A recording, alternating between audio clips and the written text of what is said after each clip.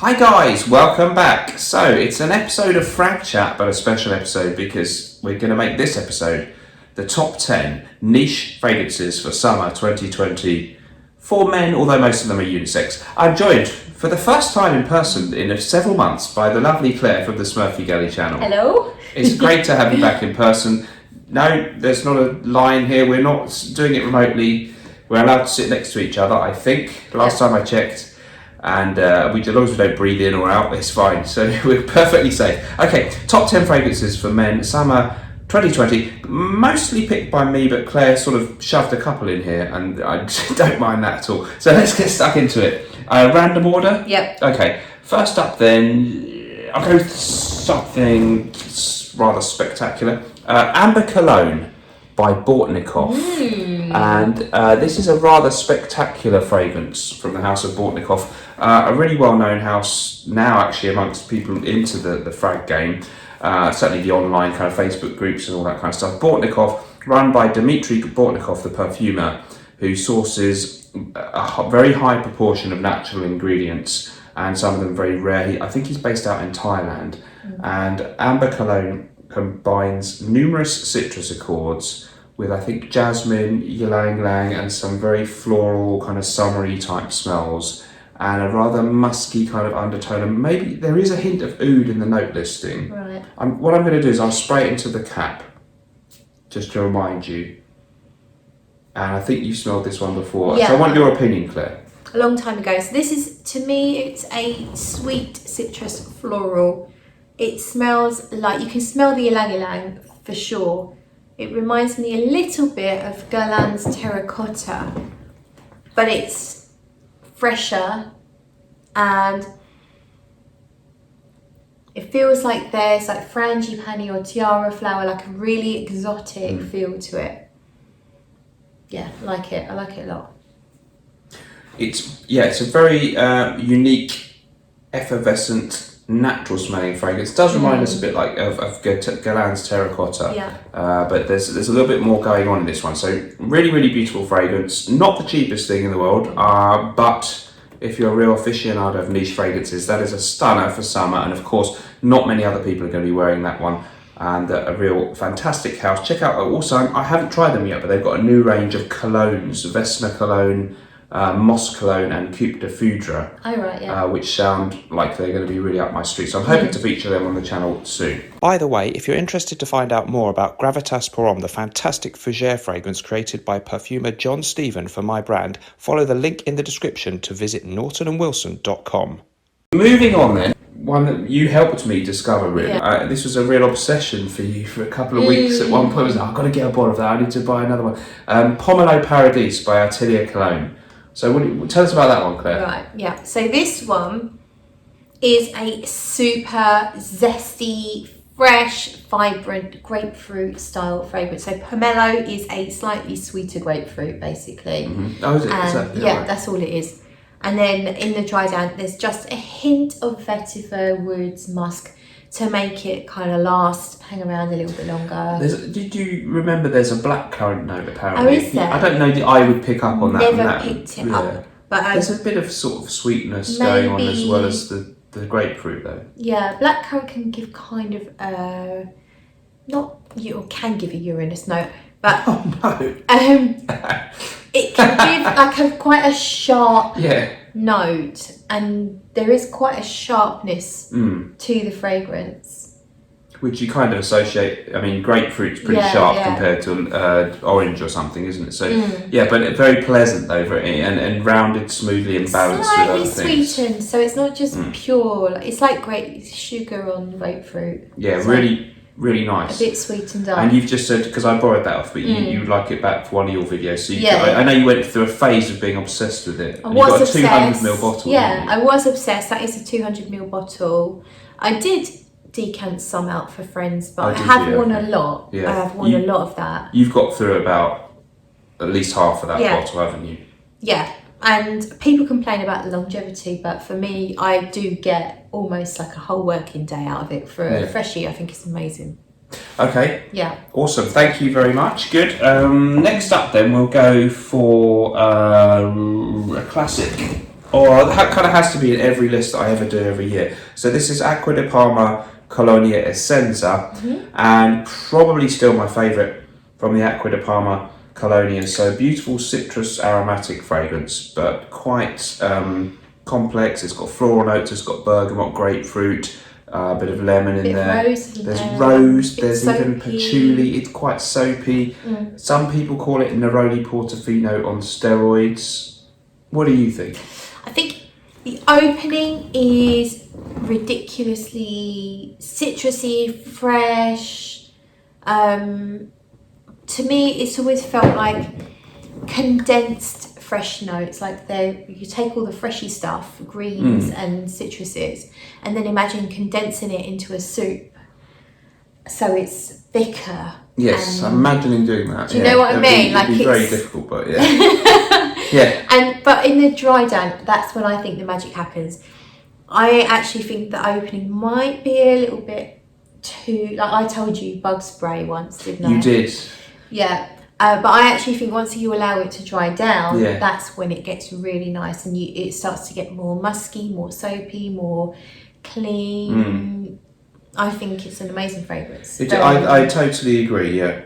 And I think if you like Acqua di Parma Colonia or Assoluta, they're great, but they have a slightly more old-fashioned, stuffy type of air, maybe, I think. And I don't think that particularly has that so much. No, it has got a classic air. Yeah, all right. But not quite old-fashioned. Not grandma's bathroom type territory, which you could accuse the original Colonia of it edging towards. So you're definitely a fan of that one. No, I'm massively a fan, and I've worn that myself as well. And totally unisex, but it seems to be more bought by men, but don't let that influence you too much. Okay, so let's go for another one. I'm going to go for Etruscan water next. Okay, Francesca Bianchi, an up and coming, but a house that's not. She's more coming than up.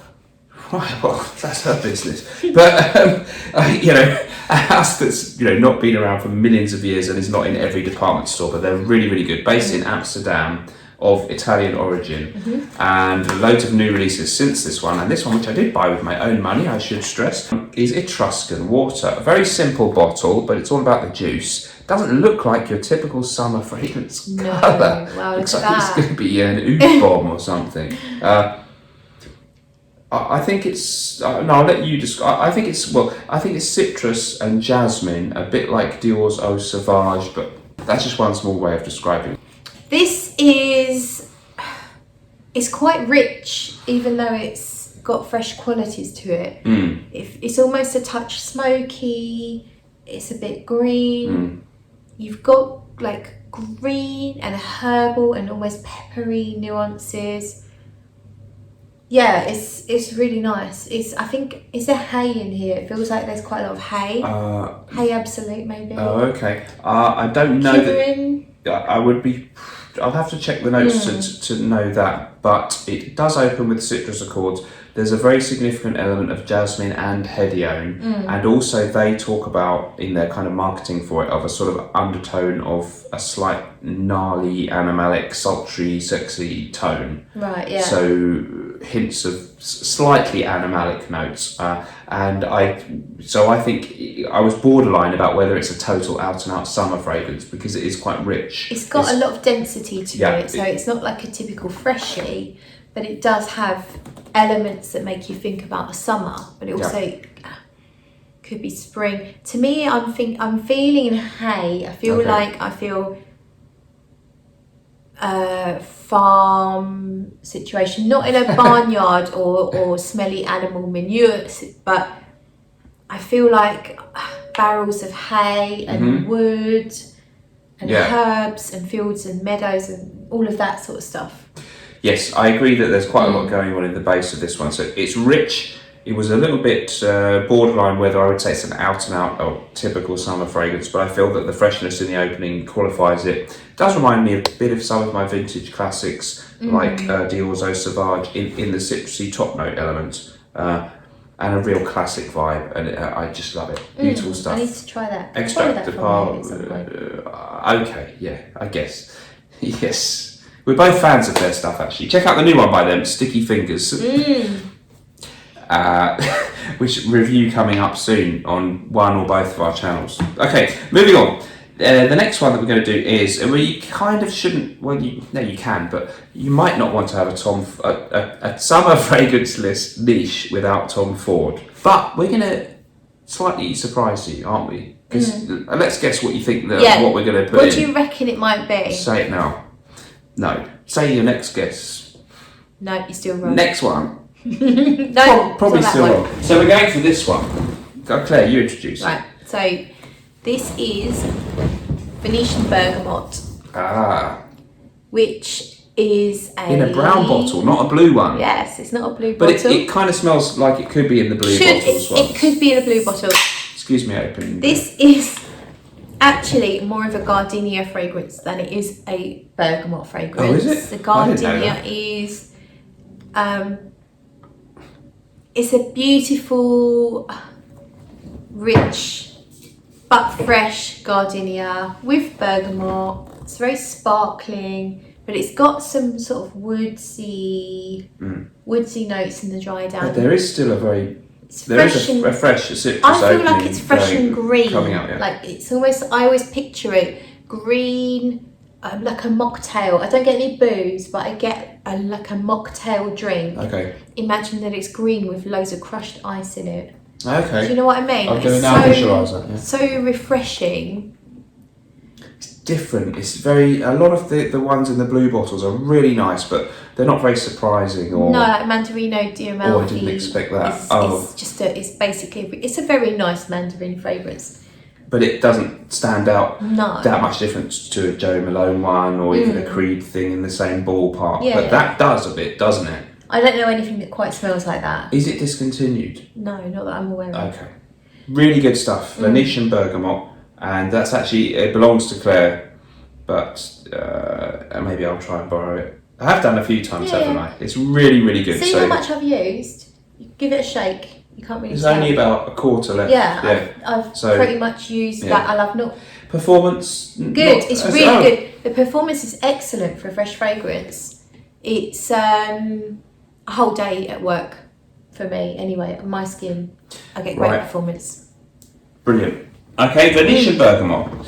Well, next we're going for something perhaps more obvious then. Okay, so we have to have a few cliches in this. Virgin Island Water by Creed. So I was really happy to pick this up, probably since I did my video for this kind of list last year. I've picked this up, so I had to have it. It's a modern version actually. I had an old spare cap from some other fragrance. So this would be one with the new shape bottles. I don't think batch issues are such a thing with Virgin Island Water, so don't stress. You don't need to, don't worry about getting vintage. So it's all about beautiful lime and coconut primarily. Some note listings also list white rum. I don't know. Sugar cane syrup or something. It's got a bit of, there's a sweetness of coconut and lime, but I don't think you pick up specifically I've never got rum from it. I think those listings are about making you imagine that tropical cocktail rather than that you'll smell that. Yeah. But lime and coconut, and I'm not sure if this one has ambergris, but the lime in the coconut. It has a bit of that classic Creed DNA, I guess, and it's really, really beautiful. It's kind of simple, and you kind of almost imagine maybe a cheap company could knock up something similar, and so a few of them have done. But it's really, really nice to have the original. Yeah, you like it, don't you? It's a really nice fragrance. My only complaint is it is a bit linear. Mostly I get, give it a little spray because it's not much coming from. Mostly I get Hit me lime. with it. It's my scent of the night. Yeah, is it? I need a top up. Ah, that's good. Mostly I get a sharp lime, Yeah. very sharp lime, like the sort that makes you wince when you bite into it, and a woody coconut. So not just a flesh, not a creamy coconut, but a textured woody coconut. Like imagine the shell of the coconut, not just the. Do you know what I mean? Can Yeah, I get what you mean. See what I'm saying? It doesn't smell like Pina colada. some cheap coconut flavoured drink. You can almost taste the flesh of the coconut or feel some of the complexity of a coconut drink you're that is talking made from bullshit real now. coconuts, don't you think? I mean, it's quite high quality, isn't it? It's quality coconut. Yeah, I think so, yeah. I Okay. think it's really nice, but yeah, and perhaps a little bit of that sugar cane syrup, just giving it a little bit of sweetness as well to counteract the sharpness of the rum. Yeah. But apart from that, not the rum, the sharpness of the lime. But apart from that, it's kind of linear. Doesn't do a lot on the skin, but it does smell really good. I don't. You and me are different that way because I don't care if it smells good at the start. I don't really care if it doesn't change. But you like it to take you I on like things to change. Yeah. some kind of journey or something. Fair enough. But it's good that you wore a lime-coloured dress. Yes, with the lime and the coconut. Thank you very much. Moving on. Oh, okay. This is one that actually I was influenced by Claire. And I'm very happy that I was to include in the list because it hasn't got so much talk as some of the others. And it is Chameleon from Zoologist. And you can see the rather great array of colours on the label there. So Chameleon... Holographic, yeah. Brilliant label, brilliant illustrations. And this Zoologist Chameleon. And I'll let Claire discuss that one a bit more. Yeah. So the way the label gives you all these different colours, it's very much the way the fragrance behaves on your skin. It's a very colourful fragrance. It's like a party on your skin. So there's ylang ylang, I would say, would be the main note, which is the yellow floral that's very exotic. But there's also lots of fruits. There's a little bit of coconut. There's all different things going on all at the same time. And it's fun. It's a party in a bottle, but it's a party on a tropical island. And I just love it. It's just fun. It's got a few of these kind of floral, slightly exotic floral notes. Yeah, so you've got exotic florals, Yeah. and you've also got lots of fruits. I think there's some darker notes, but they kind of like just give it, I think they give it longevity rather than anything too dark. It's very much a bright, zesty, fun, lively, colourful fragrance.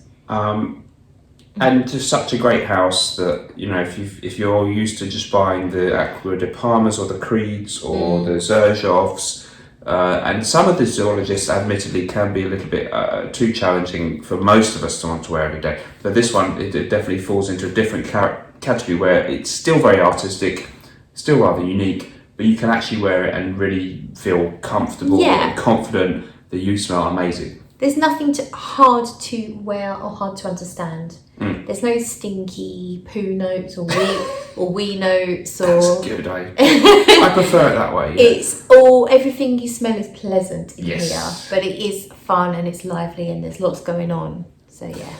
Okay, Chameleon from Zoologist. Good. Definitely recommended. Okay, now I want to actually, this could be interesting because I'm not sure Claire's going to agree with me about this one. Oh, right. And it's always fun, isn't it, when we fall out on camera. So, EROLFA from Creed. I've for the first time I've included it. I bought it since my last video last year. This year I bought it, and bought a tester without a lid. That bothers you, doesn't it? It's this bloke called Del Boy down the market had them. He told me Were they in that side of his coat or that side? Well, there were some watches in the other side, and I bought a couple of them too. But I'm assured now it's definitely real. But it's the more modern formula, so I don't know how it's changed. So this one, a 1992 release, and it's named after some relatives of Olivia Creed. So Erwin is his son. I think it's Olivia and Fatima or something, or other members of his family. So if you put their names together, you get EROLFA. And it's a citrus aromatic, a bit of a classic feel. Remember, it's a 1992 Yeah, release. it does have... Lovely though, lovely stuff. Yeah, I mean, it's not mega old-fashioned. It does smell... It's got that creedy feel. It's got a muted... It's muted. It's not like vibrant and zesty. It's very much like... It's like you took citruses and greens and then you threw a blanket over the top and you muted them down. Like you took some of the zestiness away. Would that be a good thing though? Yeah, I mean, it's still got some vibrancy. I'm guessing there's quite a lot of bergamot in there. I think that's a note, yeah. It's got quite a lot of vibrancy still, but there's something a bit muted about it. I think there's bergamot. There's C notes that kind of you always wonder what that means. It traditionally had an ambergris note. I'm not sure whether the reformulated version has changed. I think there might be some issues with ambergris and creed now. I understand that. It's almost got something of the Silver Mountain water feel about it. Yeah. If you like Silver Mountain water, if you like Millesime Imperial, it's sort of along those lines, which I know they're not your favourites. But this is nicer than... Yeah. I don't like Silver Mountain for pure clarification. This has got something of that in it. So it has a common note, but the note is understated in that slightly ozonic... Yeah, aquatic. I think perhaps there's the same accord shared between them. I think this has a little twist of mint and stuff like that, maybe even ginger. Okay, and I think it's been described as sort of smelling all the fruits of the Mediterranean and the air coming off the sea at the same time. But you could probably say that about other creeds, but this has its own unique way of doing it. So this is very much my choice. Do you care for that one particularly much? I don't mind it. Okay, but it's not knocking you out. No, I prefer... Stay there, it's fine, this is fine. I just want to mention, there is a great alternative to this, and this is Euphony Intense from Parfums Vintage, which has just come out recently. Come on, let's compare them side by side. Okay, fine. And this is really, really good, and it actually, the EROLFA doesn't last, it doesn't perform amazingly well. It's not terrible, but it's not mega strong. And Euphony Intense, there is a Euphony and there's Euphony Intense. Euphony. It's like a shortening of euthanasia. I don't know what he meant by that. No, it's with a PH. But anyway, it's a high impact version. So what he means by that, apparently, did I spit on you? Sorry. No, I had an itch and I thought I'd stroke it rather than scratch it because I'm on camera. You don't get this on Jeremy Fragrance. He basically calls some versions a high impact version, which I love. Yeah. I don't know exactly what it means, but I think it's a slightly higher concentration. I'm not sure if it means higher concentration, but he's done stuff that he thinks makes it last longer. Right. Okay. Okay, which it'd be helpful if I sprayed it on the sprayer, wouldn't it? Okay. Wow, it's like sea spray hitting you in the face when that hits you. Yeah, it's very fresh. Let's try it against this now. I wasn't sure, and in the first hits that they're that similar, but the dry down does get very similar. Yeah, so at the moment, I actually prefer the Parfums Vintage because it feels like more natural, fresh, citrusy notes. I think that's what you tried to emphasise. Right. But you carry on. Yeah. Sorry. Whereas the EROLFA has this slightly dusty, muted thing. I can't quite pinpoint how to explain it, but it's almost a bit musty. Mm-hmm. And I get what you mean. I thought that. Has this got that hydrogen? Yes. Mercenol? Yes, apparently. Yeah, and I don't think dihydromercenol. That's it. I don't think I particularly enjoy that note, and I can. To me, it comes off a bit dank. Yeah, I know what you mean. And I get that in Green Irish Tweed.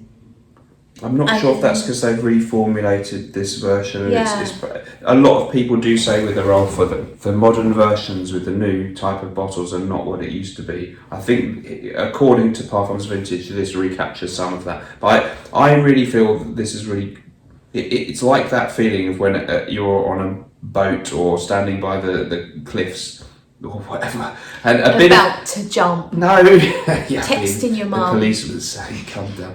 But no, I mean that the spray of the sea literally almost hits you in the face a little bit. It gives me that vibe. I can see that. I think at the moment I do prefer the Parfums Vintage version. Okay, so just because it's fresher, it feels just a bit more natural. Check out the Euphony Intense. It's really good. It's funny, we're talking about jumping off cliffs and it's called Euthanasia. You took it down that road, not me.